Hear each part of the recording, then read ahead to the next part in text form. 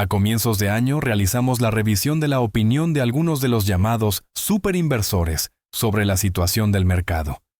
Casi todos coincidían en que la bolsa y el S&P 500 finalizaba el año anterior con valorizaciones que podían considerarse cercanas a niveles de burbuja. En este momento la bolsa ha seguido cayendo, con una corrección que ya supera el 10% desde máximos.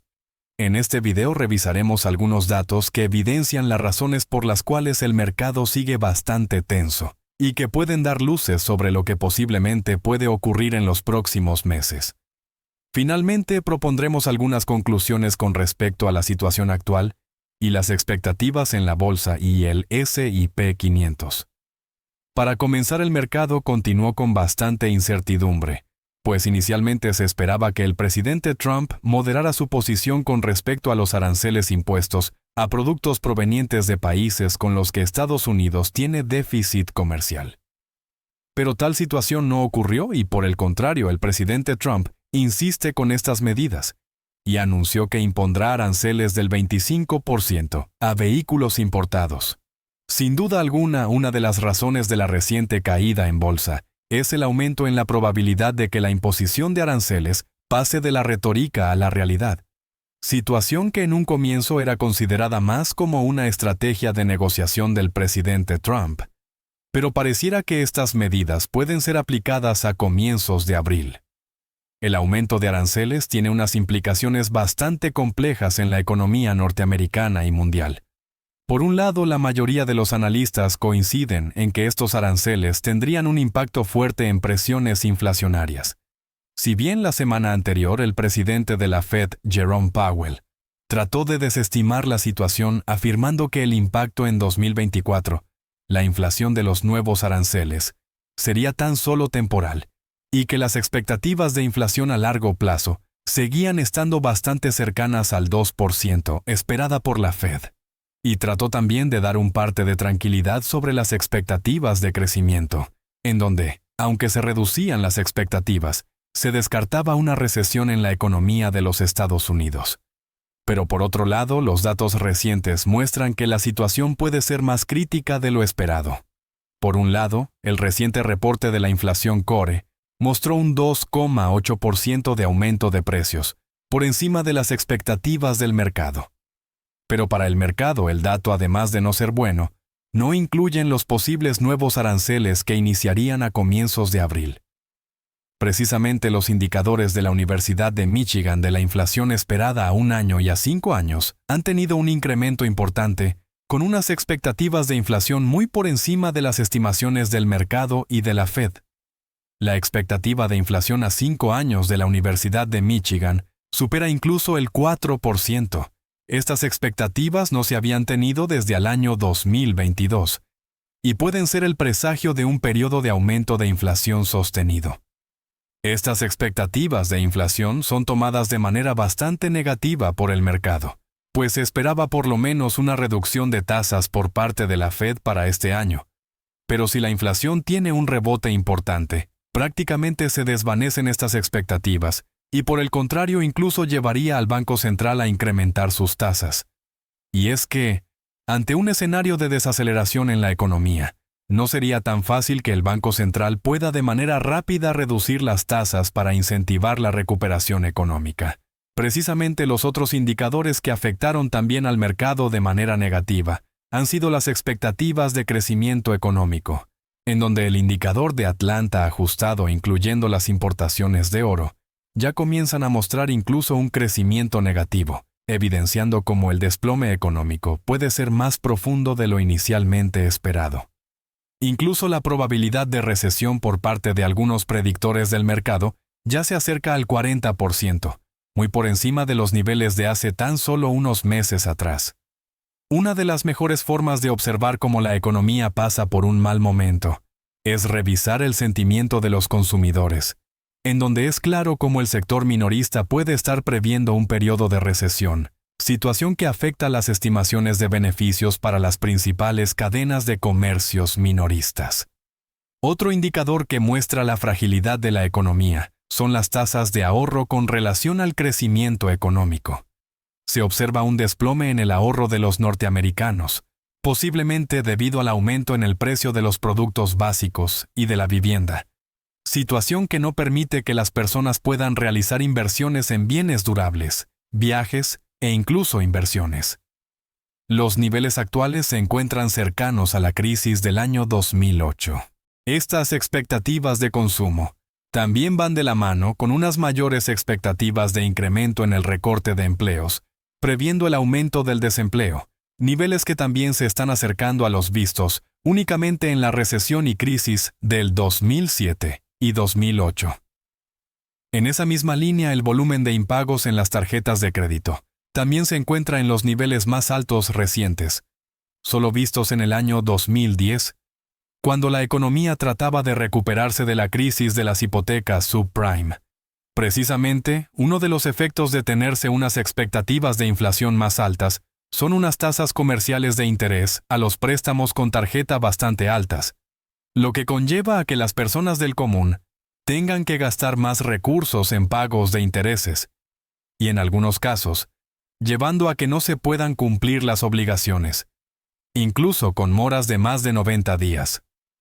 Otros indicadores que muestran el deterioro económico son los cambios en las expectativas de negocios, tanto en el sector de manufactura como de servicios, que ya comienzan a verse afectados por la incertidumbre actual. Esta tendencia va de la mano con el índice de servicios de la Reserva Federal de Filadelfia, que cayó un 32,5% en marzo, mostrando su nivel más bajo desde la crisis sanitaria del 2020. La confianza en el consumo también muestra una importante caída, lo que evidencia una menor confianza en la actividad económica. Este indicador puede predecir el gasto en consumo, llegando a los niveles más bajos en los últimos 4 años. Hay que recordar que el consumo es alrededor del 70% del PIB, por lo que la confianza del consumidor en los Estados Unidos puede considerarse como un indicador del crecimiento esperado en la economía. Todas estas expectativas de un menor crecimiento ya comienzan a afectar las expectativas de los EPS, o beneficios por acción esperados para las empresas que hacen parte del S&P 500. Mientras que el año anterior, en el mejor momento del mercado se esperaban unos beneficios por acción promedio del S&P 500 de 280 para el año 2025, la expectativa actual ya está por debajo de los 270. Lo que sin duda ha afectado al mercado y al índice. Mientras que para diciembre del año anterior, se esperaba que los beneficios por acción del S&P 500 se incrementaran en promedio un 11,7% para el 2025. Actualmente, esta expectativa ya ha caído al 7,3%, y es evidente como en el consumo básico como discrecional, son dos de los sectores con mayor afectación. Pero la reducción en la expectativa en el aumento de los beneficios ya es evidente en todos los sectores, afectando a los sectores de la industria, el sector financiero, el tecnológico, el de energía, de materiales, de cuidado de la salud y el inmobiliario. Ningún sector se salva en la reducción de unas menores expectativas de beneficios, situación que se refleja en el comportamiento de la bolsa y el índice S&P 500.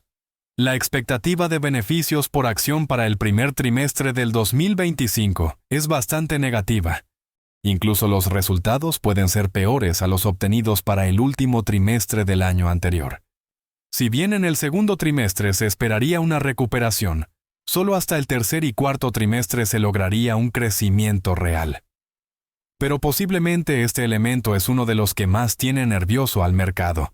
Pues si la incertidumbre por el tema arancelario continúa y las expectativas de inflación continúan, es posible que la recuperación solo se observe hasta el año 2026 y se tenga un 2025 bastante difícil para la economía y la bolsa.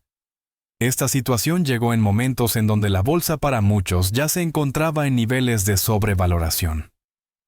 El múltiplo PER Forward a comienzos de año se encontraba por encima de las 22 veces, con las valoraciones más altas de los últimos 2 años, con unas expectativas de crecimientos de beneficios que posiblemente no se cumplirán. Precisamente a comienzos de año, firmas como Goldman Sachs se habían atrevido a proyectar unas expectativas de crecimiento promedios anuales de solamente el 3% para los próximos 10 años, debido principalmente a las valoraciones tan exigentes que se tenían a comienzos del año. La capitalización del mercado como porcentaje del PIB para el caso americano ya mostraba a principios del año unos niveles que pueden considerarse desfasados, con relaciones no vistas desde el año 2021, antes de la importante corrección, y muy por encima de mercados como el inglés y el alemán. Entre las razones se encuentran que buena parte de los activos en donde tienen invertidos los recursos, las personas en los Estados Unidos, son las acciones, con niveles superiores al 50%, lo que demuestra que en cierta manera se ha tenido en los últimos años cierta moda de invertir en acciones, sin tener en cuenta las valoraciones, situación que posiblemente ha llevado a que el mercado estuviera sobrevalorado en los meses anteriores. Y por otro lado, la bolsa americana en los últimos años venía aumentando su porcentaje con respecto a la participación en el tamaño del mercado global, debido a su buen desempeño. Pero es posible que esta situación también provocara que el mercado entrara en una fase de sobrevaloración de sus activos. Además, la concentración de la capitalización del mercado en tan solo 10 acciones para muchos había llevado a que la bolsa y el índice dependiera de los resultados de pocas compañías que se han visto afectadas por una menor expectativa de crecimiento económico y la posible incidencia de los desarrollos de inteligencia artificial en China, que afectarían las expectativas en el sector de los semiconductores principalmente. Precisamente las expectativas de ventas de semiconductores ya han venido mostrando una caída, lo que afecta a este sector y a compañías como Nvidia, que fue una de las acciones que más favoreció al mercado en los últimos años. Indiscutiblemente, es posible que la actual corrección sea positiva para el mercado. El múltiplo actual de unas 20,5 veces no puede considerarse excesivamente barato. Por lo menos ya se encuentra en unos niveles un tanto más razonable, pero aún por debajo de los promedios de los últimos años. Pero por otro lado, el mercado también está a la expectativa con relación a la reducción de impuestos prometida por el gobierno de Trump, pues parte del ajuste esperado tiene que ver con reducir el tamaño del gasto público, pero un menor crecimiento reduciría el recaudo de impuestos, colocando en una situación aún más tensa a la deuda americana, que muestra un crecimiento que para muchos es insostenible. La deuda como porcentaje del PIB ya muestra los niveles más altos de la historia y la tendencia esperada es al alza, al tiempo que los niveles de gasto del gobierno norteamericano se encuentran en ratios que para algunos analistas comenzarían a ser peligrosos para la estabilidad macroeconómica del país, con unos pagos en intereses que incluso superan los gastos en defensa, siendo necesario cada vez un porcentaje más alto del presupuesto en el pago de intereses de deuda.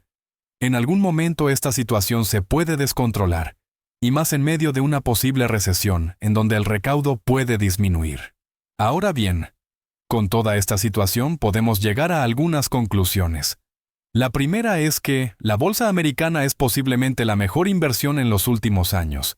Las llamadas large caps, que se encuentran principalmente en el índice S&P 500, han logrado un rendimiento anual promedio del 13%, y el ETF QQQ, que sigue al índice Nasdaq 100, ha logrado un 17.4% anual en promedio.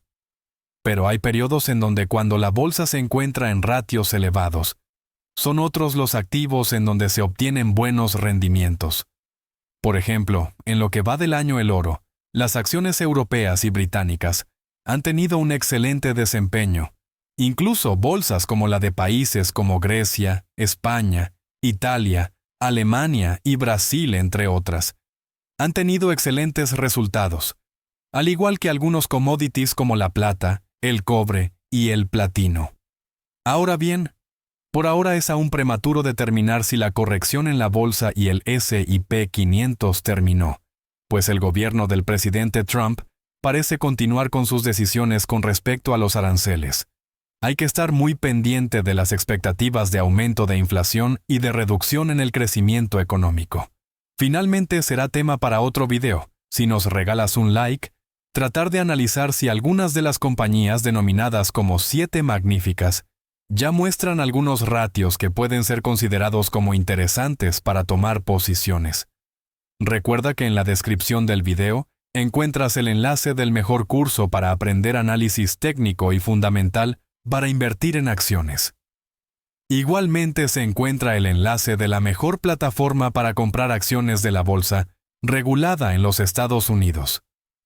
Si te gustó el video, regálanos un like, suscríbete al canal y comparte el contenido.